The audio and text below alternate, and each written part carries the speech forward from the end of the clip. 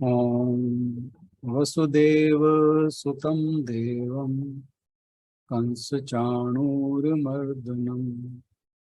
देवकी परमानंदं कृष्णं वंदे जगद्गुरुं।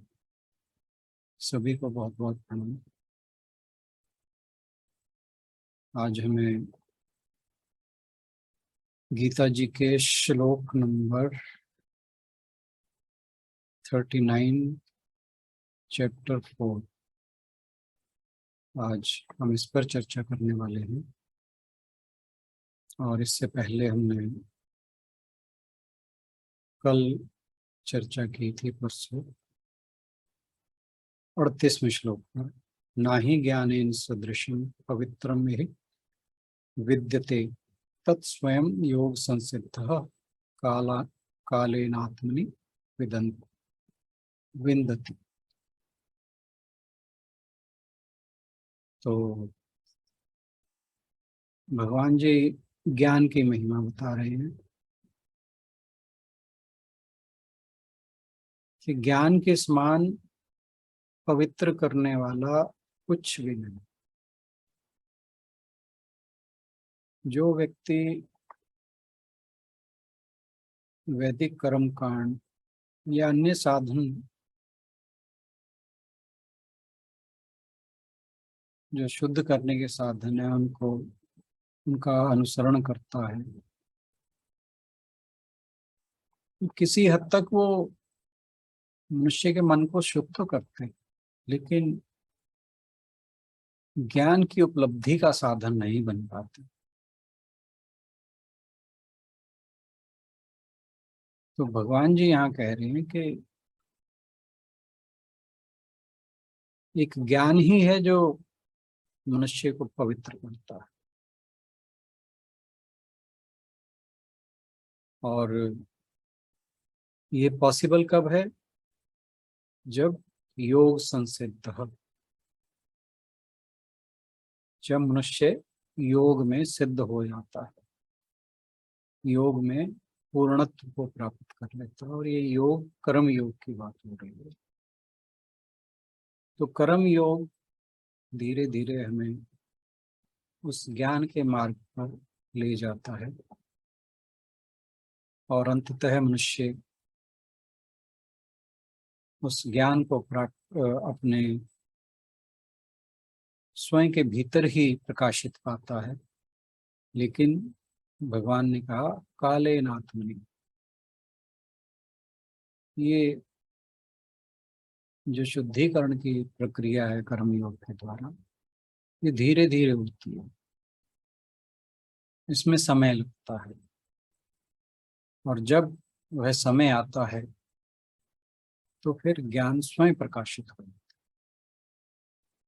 तो हमारा जो लक्ष्य होना चाहिए वो अपने मन को शुद्ध करने का होना चाहिए। और जब मन शुद्ध हो जाएगा तो फिर ज्ञान स्वयं प्रकाशित होता है। मनुष्य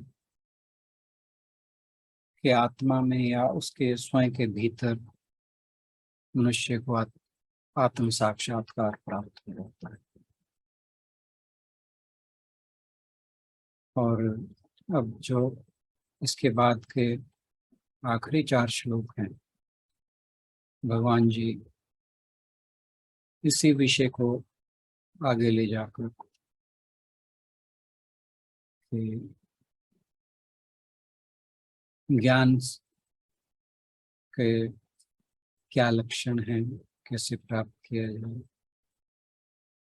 और क्या बाधाएं हैं, इन सबको इन 4 श्लोकों में वो बताने वाले हैं। आज के श्लोक पर हम चर्चा को प्रारंभ करें इससे पहले सुनीता बहन जी से अनुरोध के श्लोक पढ़ते हैं।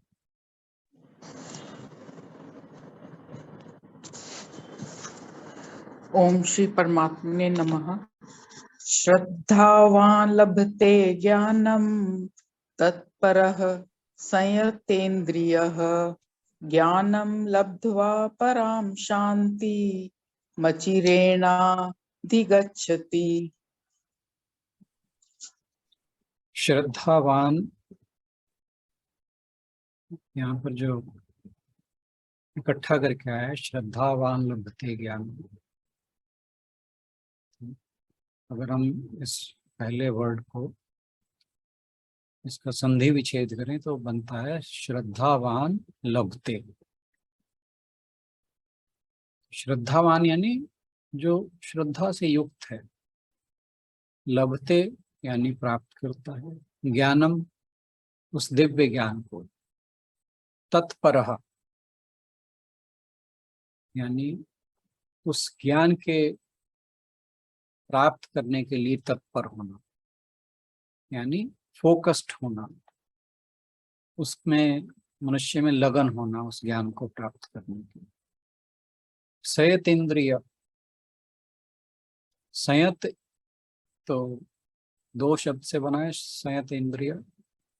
संयत ये कंट्रोल्ड या नियंत्रित, इंद्रियां हम जानते हैं। तो श्रद्धावान लभते ज्ञानम तत्परः संयत इंद्रिय।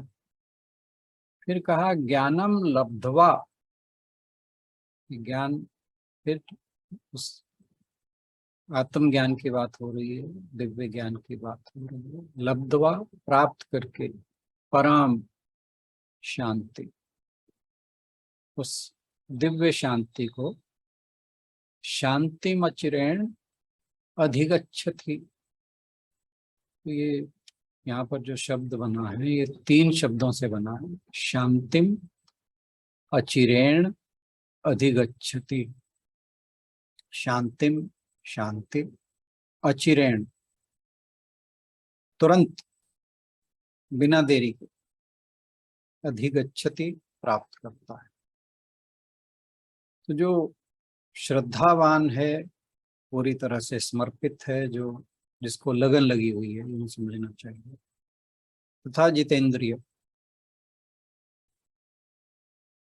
इन साधनों से संपन्न व्यक्ति ज्ञान को प्राप्त होता है और ज्ञान को प्राप्त होकर वह तत्काल परम शांति को प्राप्त हो जाता है।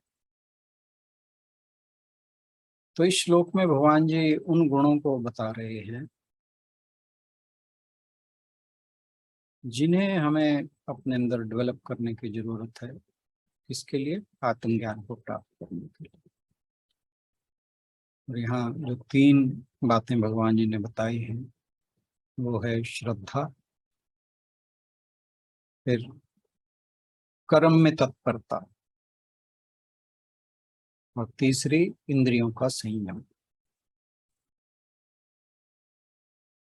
तो जो कहा भगवान जी ने श्रद्धावान लभते ज्ञान, इसका मतलब है कि मनुष्य के हृदय में श्रद्धा होनी चाहिए। तो ये जो गुण है ये मनुष्य के अंदर अंतरंग साधना से ही डेवलप, यानी उसकी इनर डेवलपमेंट से रिलेटेड।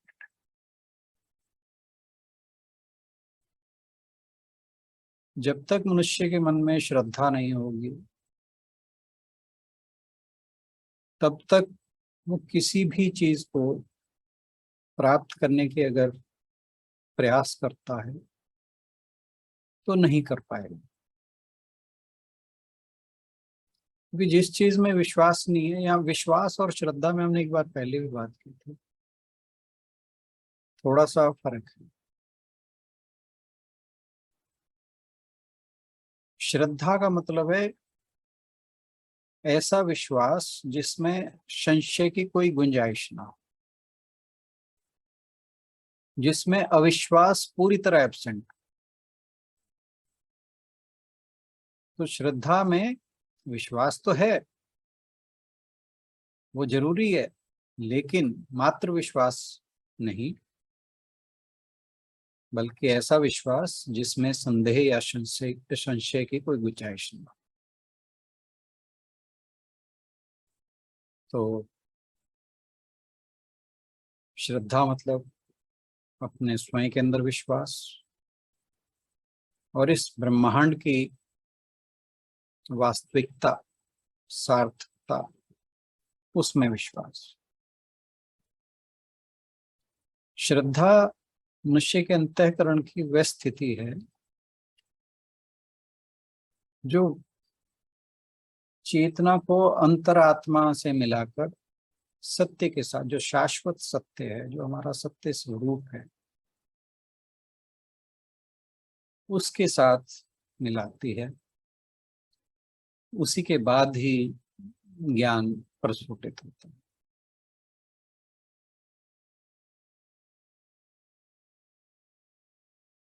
इसको ऐसे भी समझ लीजिए कि जिस मनुष्य को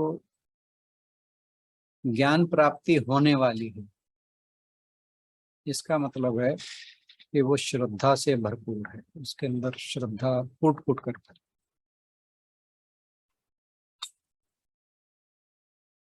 और ये जो श्रद्धा है,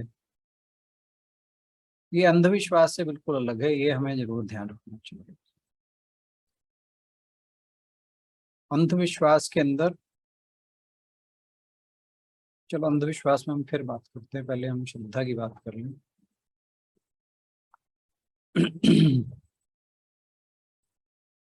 शंकराचार्य जी ने श्रद्धा के बारे में कहा है कि श्रद्धा आस्तिक बुद्धि है। मन के सकारात्मक ढांचे को श्रद्धा कहा जाता है, यानी पॉजिटिव फ्रेम ऑफ माइंड।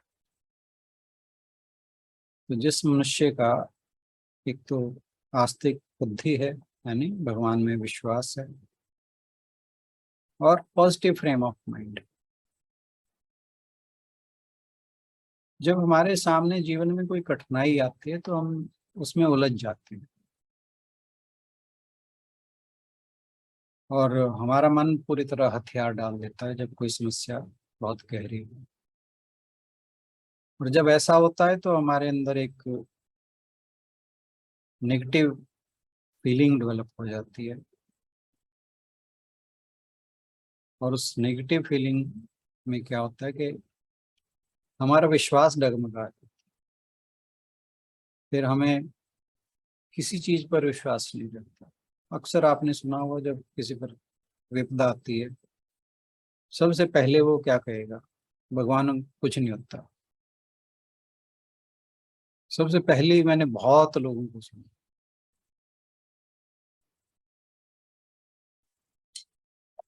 और आपने भी बहुत लोगों को सुना भी होगा, और कई बार अपने मन में भी आता है जब हम हताश हो जाते हैं, फिर ऐसे लगता है कि भगवान कहीं नहीं है। जब ऐसी भाव आते हैं तो इसका मतलब है कि हमारे अंदर श्रद्धा की कमी है।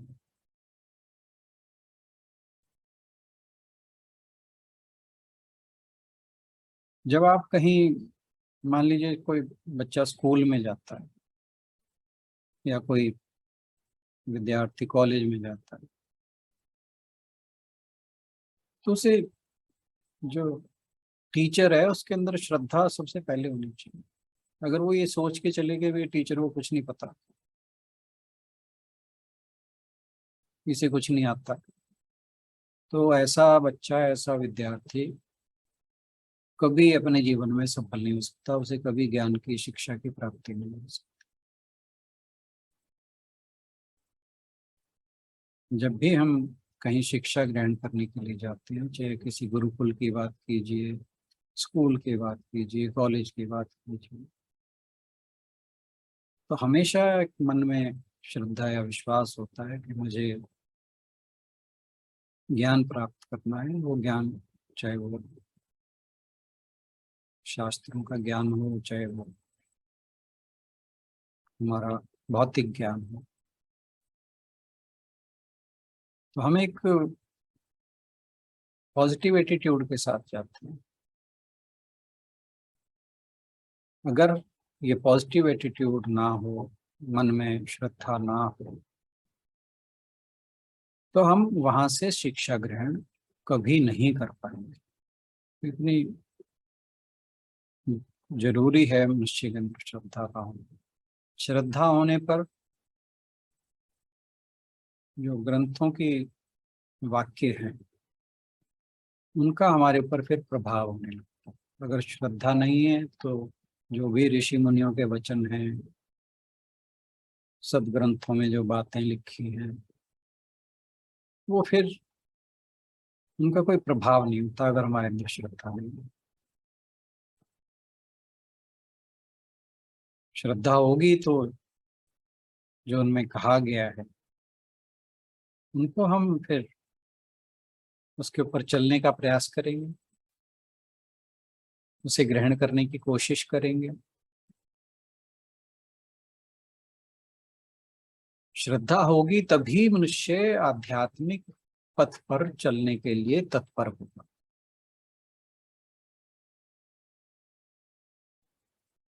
अब श्रद्धा में हम बात कर रहे हैं कि संशय की कोई गुंजाइश नहीं है। तो इसका मतलब ये नहीं है कि हमें जिज्ञासा नहीं होनी चाहिए। वो भगवान जी पहले ही कह चुके हैं कि एक सिद्ध व्यक्ति के पास आप जाइए, उन्हें साष्टांग प्रणाम कीजिए और उनसे अपने आत्मज्ञान संबंधी आपने स्वयं के ज्ञान स्वरूप के प्रति प्रश्न कीजिए। और जब तक आपके जिज्ञासा का समाधान ना हो, आप प्रश्न करते रहिए। तो जिज्ञासा बुरी नहीं है, संशय बुरा है, संदेह बुरा है। तो श्रद्धा में जिज्ञासा तो होगी। यहां पर फिर अंधश्रद्धा या अंधविश्वास की बात आ जाती है। अंधश्रद्धा के अंदर मनुष्य की जिज्ञासा भी खत्म हो जाती है। वो अपने दिमाग का किवाड़ बंद कर लेता है, यूं समझ लीजिए। और जिज्ञासा जब मनुष्य के मन में होती है, श्रद्धा के साथ होती है, तो फिर उस जिज्ञासा का अंत ज्ञान की प्राप्ति के रूप में होता है। संशय का समाधान नहीं हो सकता, लेकिन जिज्ञासा का समाधान अवश्य होता है। जो शंकालु व्यक्ति है, उसे अपने प्रश्नों के उत्तर नहीं मिलते, उसे कभी शांति नहीं मिलती। इसलिए श्रद्धा को कहा जाता है कि उसमें संशय का भाव होता है और सत्य की जिज्ञासा। जहां श्रद्धा के साथ संशय है, वहां ना ज्ञान है ना शांति।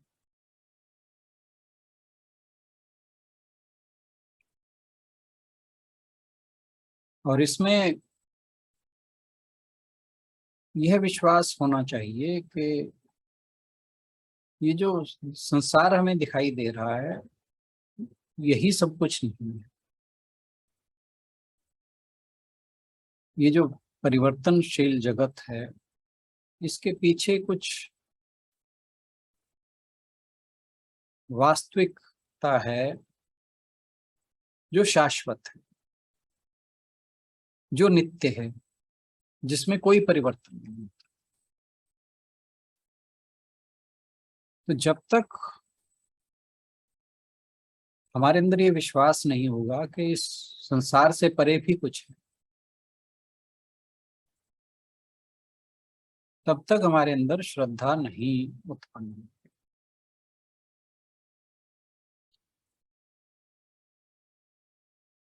और जो श्रद्धावान मनुष्य है, उसका उसके द्वारा किया गया हर कर्म अनंत फल देता है।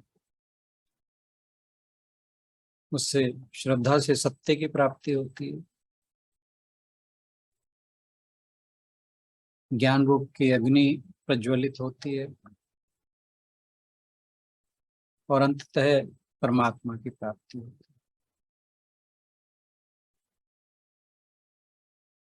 परमात्मा क्योंकि तर्कों से परे, बुद्धि से परे, जो श्रद्धा है वो मनुष्य के स्वयं के अनुभवों के आधार पर खड़ी होती है।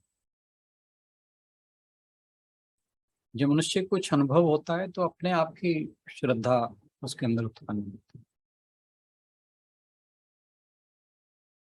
जब मनुष्य का सत्य के अंदर पक्का विश्वास हो जाए, उससे डिगे ना, या कहें कि सत्य को धारण करने की क्षमता हो जाए, उसी को श्रद्धा कहते हैं। गोस्वामी तुलसीदास जी ने लिखा है कि श्रद्धा बिन धर्म नहीं होई, बिन महि गंध की पाहुई कोई। कि श्रद्धा के बिना धर्म का आचरण नहीं होता। बिन मही, मही यहाँ पृथ्वी को कहा गया, गंध की पाहुई कोई। कि पृथ्वी तत्व के बिना क्या कोई गंध को पा सकता है? मनुष्य की कहा जाता है कि जैसी श्रद्धा होती है वैसे ही वह बन जाता है। और जो अंधश्रद्धा या अंधविश्वास है वो अज्ञान का कारण बनता है, ना कि ज्ञान का।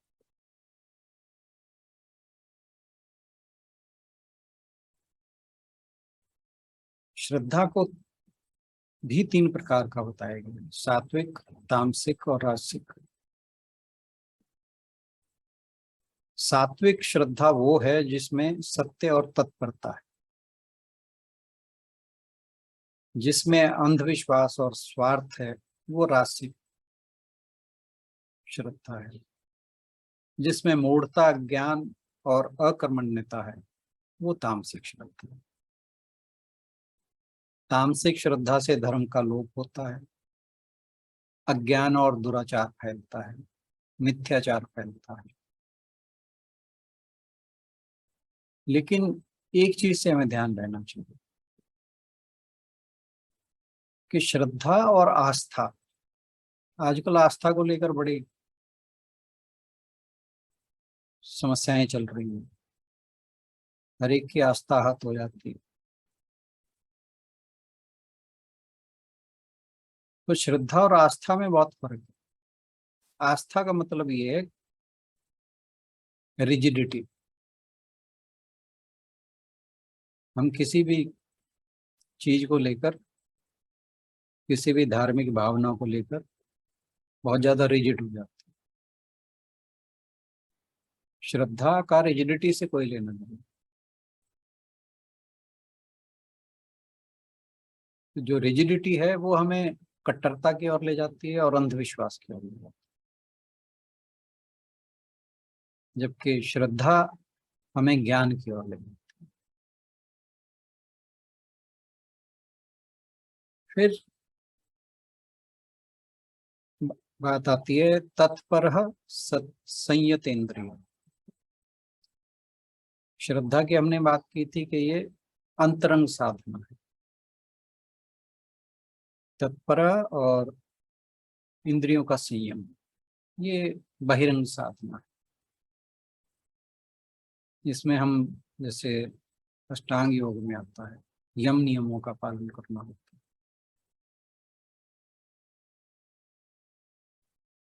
तो इंद्रियों का संयम क्यों जरूरी है? क्योंकि जो इंद्रियों का अगर संयम ना हो तो हमारा ज्ञान प्राप्ति का लक्ष्य बाधित होता है।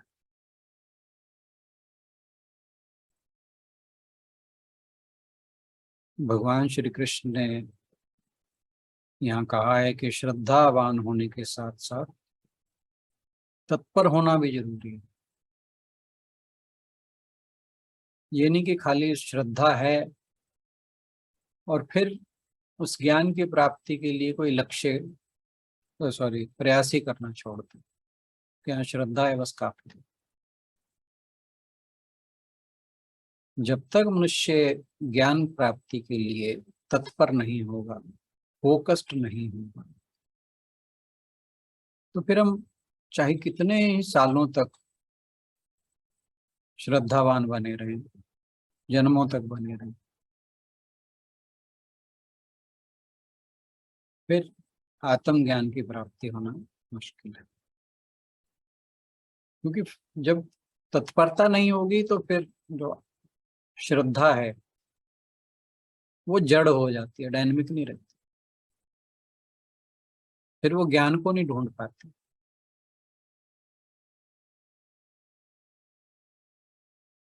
नहीं तो फिर आलस्य आ घेरता है अगर मनुष्य तत्पर नहीं है उस ज्ञान को पाने के लिए। तो तत्परता मनुष्य को आलस्य की ओर नहीं जाने देती, अज्ञान की ओर नहीं जाने देती, और पतन की ओर नहीं जाने देती। तो अपने प्रयासों में तत्परता बहुत जरूरी है। फिर भगवान जी कहते हैं तीसरी बात, संयत इंद्रिय। इसके बारे में हम बहुत बार बात कर चुके हैं। जब इंद्रियां अपने विषयों की ओर जाती हैं तो फिर हम जो कुछ भी करते हैं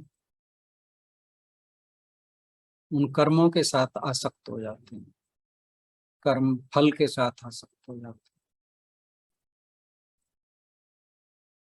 फिर हमारे अंदर जो हम बात करते हैं कि कृतत्व और भोक्तृत्व के भाव से हमें मुक्त होना चाहिए, वो नहीं हो पाता। क्यों? हम कर्मों के साथ अटैच हो गए। तो जब मनुष्य का तादात्म्य कर्मों के साथ हो जाता है तो फिर वो कर्मों को के फल को भोगने के लिए बाध्य हो जाता है, बंध जाता है। फिर वो सुख दुख के चक्कर में फंसा रहेगा। और ये बात हम पिछले बहुत श्लोकों में कर चुके हैं कि दुख में तो मनुष्य दुखी होता ही है, सुख भी दुख का ही कारण बनता है। और जब सुखी दुखी बार बार होता रहता है तो फिर शांति नहीं रहती। और जिसका मन शांति नहीं है फिर वो संशित रहता है, अविश्वास घेरे रखता है उसे, श्रद्धा नहीं रहती। फिर ना तो वो इस लोक का ना परलोक का। क्योंकि संशय होगा, जिज्ञासा नहीं होगी, जिज्ञासा नहीं होगी तो ज्ञान कहाँ से होगा।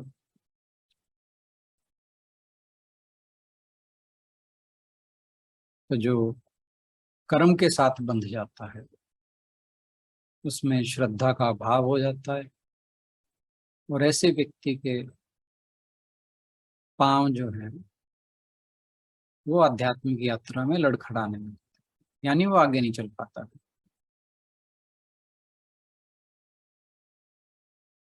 इसलिए आध्यात्मिक साधना के अंदर स्वयं का अनुशासन बहुत जरूरी है। स्वयं का अनुशासन मतलब अपनी इंद्रियों का कंट्रोल। क्योंकि खाली श्रद्धा भी हो, तत्परता भी हो तो संग दोष हो सकता है। संग दोष मतलब कर्मों में आसक्ति, कर्म फलों में आसक्ति। इसलिए भगवान जी ने यहाँ पर इस बात से सचेत किया है कि श्रद्धा भी हो, तत्परता भी हो, लेकिन इसके साथ आत्म संयम होना बहुत जरूरी है।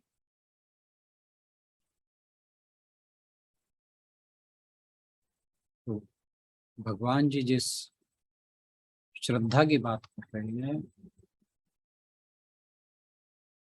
वो श्रद्धा वही मान्य है जिसके अंदर जिज्ञासा हो, तत्परता हो, संयम हो। तो ये सब मिलकर उस लक्ष्य की प्राप्ति के लिए प्रयत्न करें जिसे आत्मज्ञान कहा जाता है।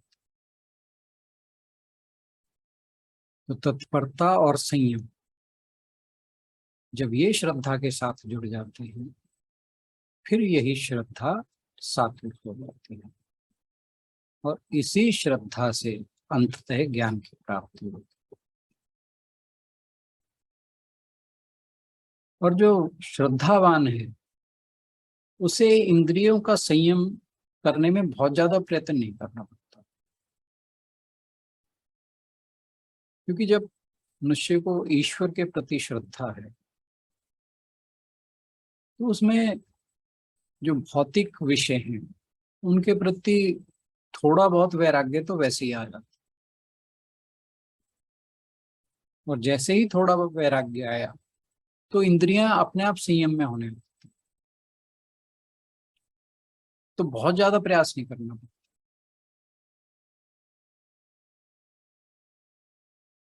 और फिर जब वो लक्ष्य की प्राप्ति के लिए तत्पर भी हो जाए तो फिर परमात्मा को प्राप्त कर ही लेता। और परमात्मा ही शांति का परम धाम है। तो जो श्रद्धावान है, तत्पर है, और जिसने इंद्रियों का संयम प्राप्त कर लिया है, वो परम शांति को प्राप्त हो ही जाता है। और वो जो शांति मिलती है वो, उसके लिए भगवान जी क्या कह रहे हैं, अचिरेण, इसमें देर नहीं लगती, तुरंत, विदाउट एनी डिले।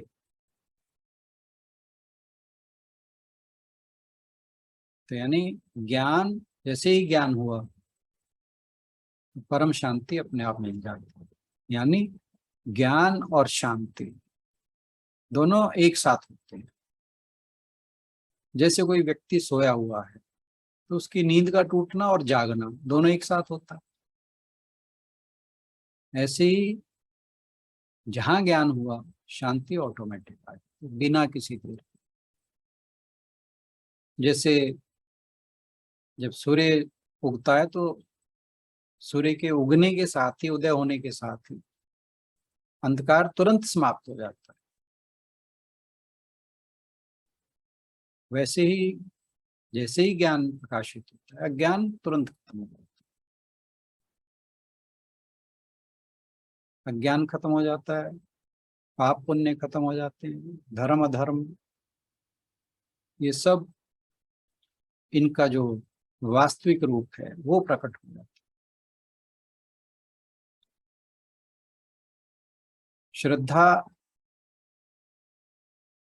सब प्रकार की सुख, समृद्धि और शांति का आधार है। जो श्रद्धा से भरा हुआ है, जो सत्य के प्रति समर्पित है, और जिसने सभी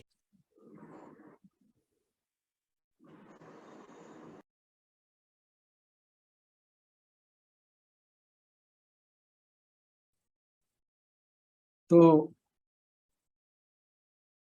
अचिरेण की बात थी कि भगवान जी यहाँ अचिरेण कहते हैं इस श्लोक में।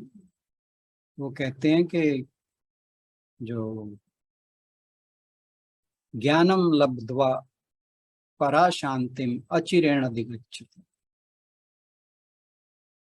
कि जो शांति से प्राप्त होती है वो तुरंत होती है, बिना किसी देरी के,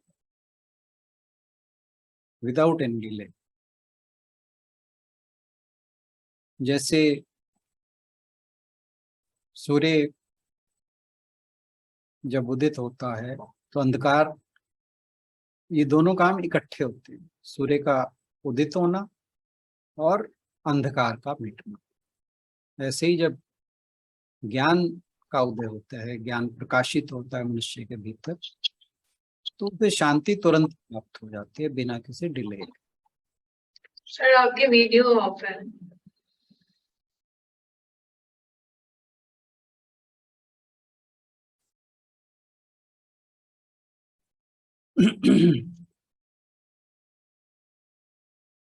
तो जो मनुष्य श्रद्धा से भरा हुआ है, जो सत्य के प्रति समर्पित है, और जिसने सभी इंद्रियों को वश में कर लिया है, वो इस ज्ञान को प्राप्त होता है और ज्ञान प्राप्त करते ही तुरंत शांति को प्राप्त हो जाता है।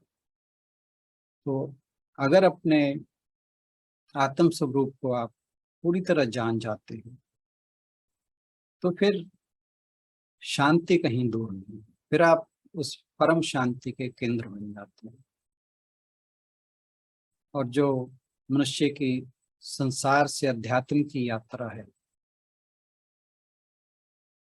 उसका यही सत्य है कि जो अपने स्वरूप को जान लेना और उस परम शांति के साथ स्थित हो जाना अपने स्वरूप के अंदर। और श्रद्धा, मनुष्य से जो श्रद्धावान है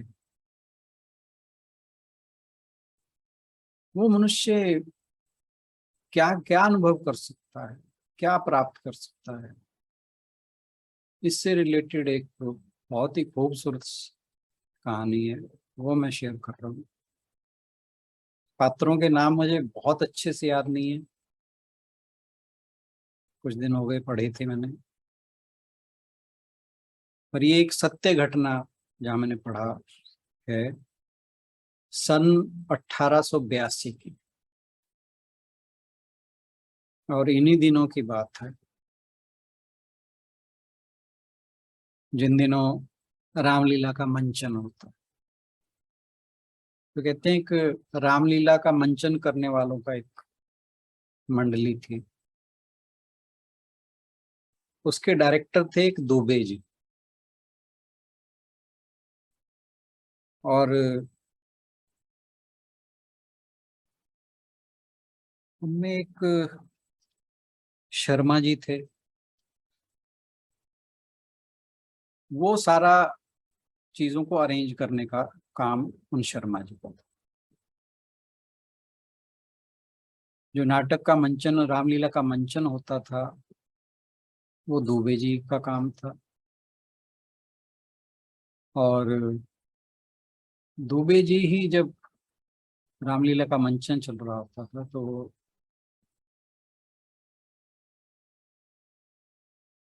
वहां पर बैठकर मंच पर हारमोनियम बजाया करते थे और रामचरितमानस के दोहे पढ़ा करते थे। जैसे जैसे सीन चलते थे उस हिसाब से। भगवान राम में अपार श्रद्धा थी, उनकी अटूट श्रद्धा थी। तो कहते हैं कि एक बार जो उनकी मंडली थी वो काशी के पास एक गांव में गई हुई थी, और उस गांव में उन्होंने रामलीला का मंचन करना था। तो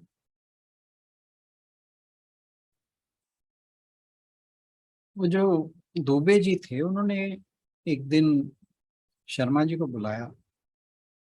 कहते शर्मा जी कल शिव धनुष तोड़ा जाएगा, कि जो हमारे राम जी बने हुए हैं वो बालक 17 वर्ष का है। कह रहे पिछले सब बार जब हम रामलीला का मंचन कर रहे थे तो शिव धनुष तोड़ने में इस बच्चे को बड़ी कठिनाई आई थी।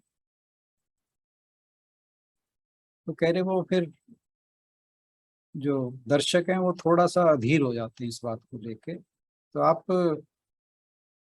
कुछ लकड़ी ऐसी देखना कि जो आराम से बच्चे से टूट जाए।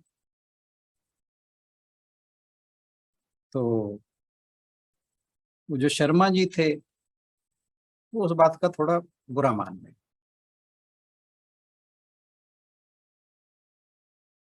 तो वो कहते नहीं, मैं तो लकड़ी ठीक ही चुनता हूँ और इसमें कोई परेशानी नहीं होती। तो उन्होंने कहा नहीं आप देखिए। अब वो बात की गांठ बांध ली शर्मा जी। वो जहाँ वो गांव के जो प्रधान होंगे या जो भी जिनके यहाँ वो मंडली ठहरती थी, वो शर्मा जी उनके पास जाते हैं और उनसे कहते हैं कि हमें करे अब रामलीला में ना कुछ एक लोहे की छड़ की जरूरत पड़ गई है, आप वो दे दीजिए। वो वहां से लोहे की छड़ लेते हैं और लोहार के पास जाकर उसे धनुष का रूप दे देते हैं और रास्ते में उसके ऊपर कपड़ा और कागज वगैरह लपेट के उसे नॉर्मल धनुष जैसा दिखे ऐसा बना के ला के मंच पर रख देते हैं।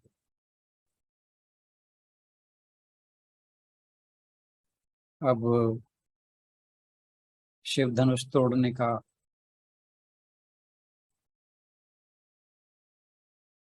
समय आता है और रामलीला शुरू हो जाती है। जैसे ही वो बालक जो राम बना था वो धनुष को हाथ लगाता है, वो धनुष उससे उठता नहीं है, काफी भारी होता, लोहे की छड़ से बना था। और वो तुरंत दुबे जी की ओर इशारा करता है जो रामचरितमानस की चौपाइयां पढ़ रहे हैं और कहते हैं कि दुबे जी जो है वो तुरंत बात समझ जाते हैं, क्योंकि उससे पिछले दिन ही उनकी शर्मा जी से बात हुई थी इस बारे में। लेकिन कहते हैं कि दुबे जी इशारा करते हैं कि भी नहीं, तुम खड़े रहो। और कहते हैं कि ये दुबे जी इतने भाव विभोर होकर रामचरितमानस की चौपाइयों का गुणगान करते हैं। कहते हैं कि वहां पर जो पेट्रोमैक्स रखे हुए थे जिनसे लाइट जलती थी, उसकी जो प्रकाश था वो बढ़ने लगता है एकाएक, और एकाएक वो प्रकाश फैलता फैलता ऊपर आसमान की ओर चला जाता। और उस आसमान की ओर जाते जाते, मैं जो अक्षरतः सुना रहा हूँ जैसा लिखा हुआ है, कह रहे बिजली कौंधी एकदम से और वहां रखा शिव धनुष अपने आप टूट गया। और कहते वो जोर जोर से चौपाइयां पढ़ रहे और कह रहे कि सारी पब्लिक वहां पर एकदम से खड़ी होकर भगवान राम के नाम के जयकारे लगाने लगे। और वो जो दुबे जी थे वो एकदम उठ के गए, जो वो पात्र राम जी को का अभिनय कर रहा था, जाकर उसके पैर पकड़ लिए और रोने लगे।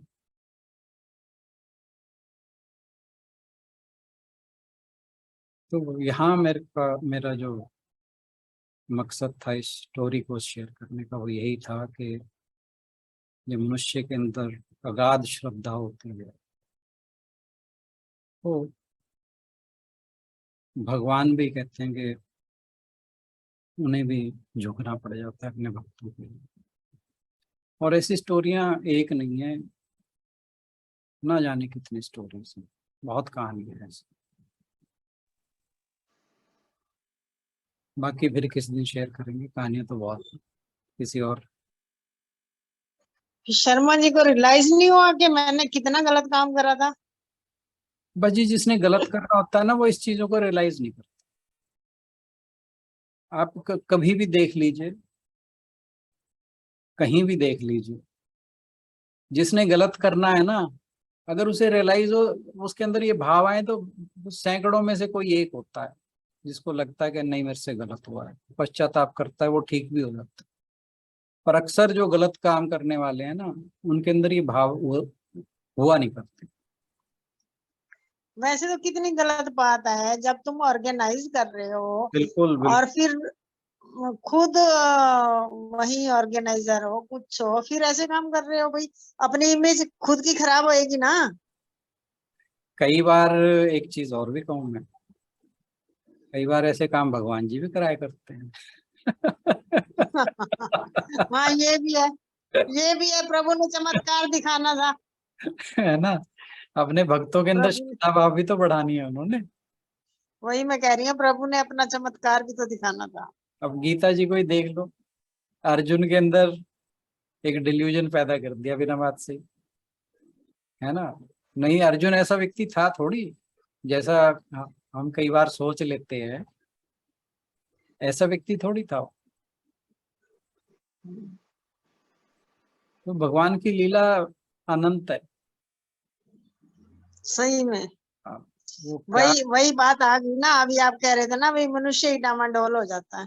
हाँ जी, हाँ जी, हाँ जी। चलिए, कोई और कुछ कहना चाहे।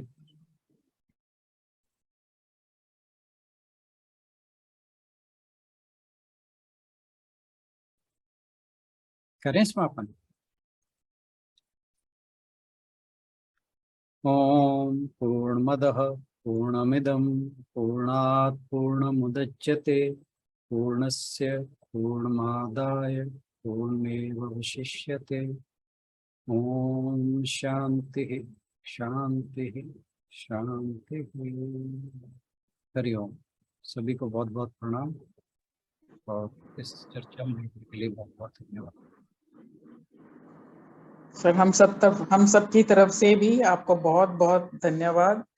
थैंक एंड इतनी अच्छी स्टोरी के साथ आप एक्सप्लेन कर देते हैं, तो सारा कुछ रिटेन करना बहुत आसान हो जाता है, क्योंकि यू जी। स्टोरी याद रह जाती है, जैसा कि हमेशा जय गोपाल जी कहते हैं, हाँ जी, हाँ जी, स्टोरी याद रहती है, तो उसके साथ एसोसिएटेड जो भी आप बता रहे होते हैं उसको रिटेन करना भी आसान हो जाता है। बिल्कुल बिल्कुल। ये वाली न्यूज़पेपर में ही था, दैनिक भास्कर में पढ़ी थी मैंने, हाँ जी। हो गए कुछ टाइम। ये वाली स्टोरी मैंने भी पढ़ी थी, मेरे ख्याल 3-4 महीने पहले पढ़ी थी, शायद दैनिक भास्कर में ही थी, वो संडे वाली में। ओके, मैंने तो हाँ जी। फोन पे ही पढ़ी थी, बहुत टाइम हो गया, और इसीलिए मेरे को पात्रों के पूरे पूरे नाम याद नहीं, सरनेम याद थे। हाँ, नाम मेरे को भी नहीं रहते हैं, बट ये स्टोरी आपने जैसे शुरू की ना, तो मेरे को लगा अरे ये तो वही स्टोरी है। हाँ जी। एक मेरे को हाँ, उसमें बहुत उनका दुबे जी का जो उन्होंने डिस्क्रिप्शन दिया था उसमें स्टोरी में, मतलब the description was just wonderful. हाँ जी, बहुत ही बिल्कुल। अच्छा डिस्क्रिप्शन दिया बहुत था, बिल्कुल बहुत ही अच्छा। जो उनका रिएक्शन होता है जब वो धनुष टूटता है, बिल्कुल। उसका उन्होंने मतलब काफी सारा दिया था, और बहुत ही अच्छा था, वो बहुत अच्छा था। बिल्कुल ठीक बात है। हाँ बल्कि जी, कुछ दोहे भी वो उन्होंने शेयर किए थे जो बोल रहे थे वो। बोल रहे थे वो, हाँ हाँ, जी, हाँ। वो बहुत भरे ही उनका हर इंटेंस रिएक्शन बिल्कुल। बताया था उसमें।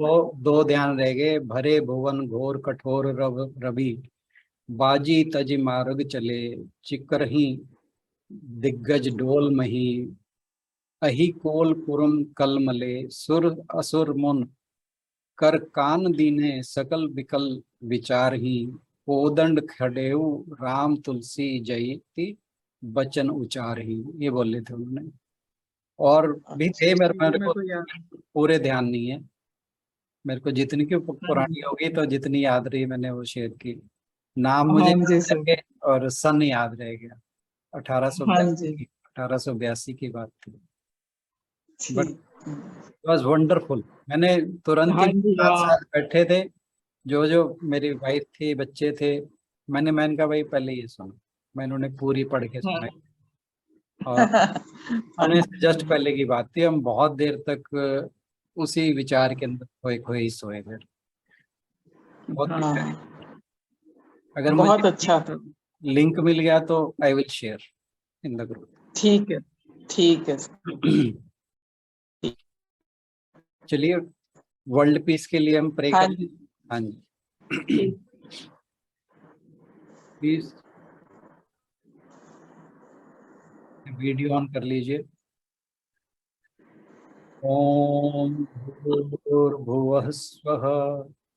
ओम तत्सवितुर्वरेण्यं भर्गो देवस्य धीमहि धियो यो न प्रचोदयात्। ओम वः स्वः।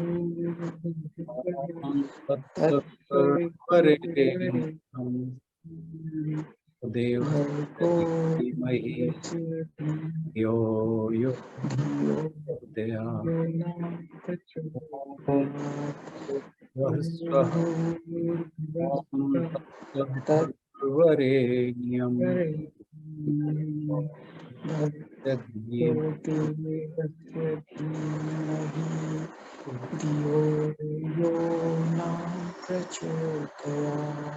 ओम शांति शांति शांति। हरे